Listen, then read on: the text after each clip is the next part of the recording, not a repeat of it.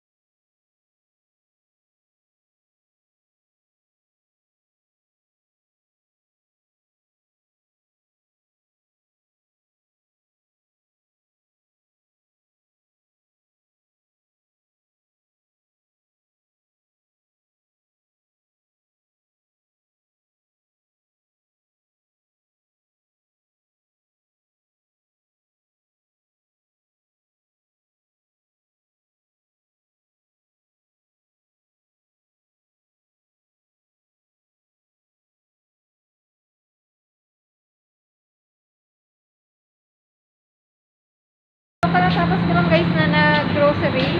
Grocery daw. So, I think yung grocery ko. Tingnan niyo. Grabe yung mata ko talaga. Ito.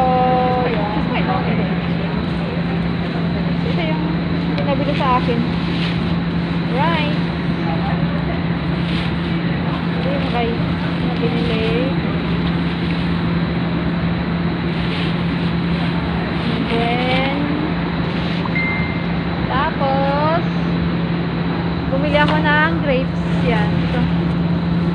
Bumili ako ng grapes ko. Yan. This one. So, bumili ako ng grapes. So, ngayon ay pauwi na tayo guys. So, uwi na.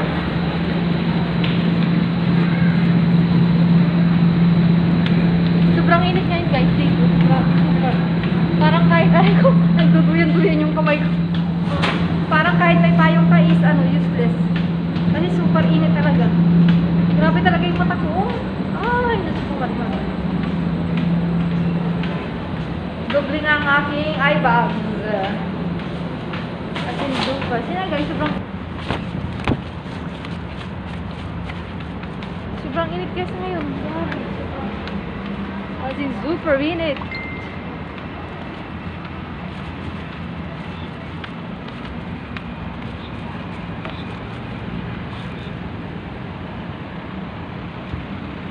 Super init guys. Maglalakad lang guys tayo doon papunta sa bahay. Malapit lang naman dito guys yung bahay. Kaya okay lang lakarin. Pwede rin mag-bus. Pero maglalakad lang tayo para exercise. Mag-exercise tayo at nang hindi tayo tataka.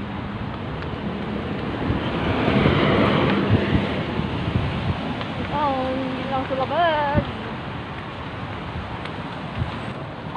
Para bang sobrang init tapos pero yung langit medyo makulimlim siya. Medyo parang may black na ano ba. Yan, lalakad-lakad lang tayo.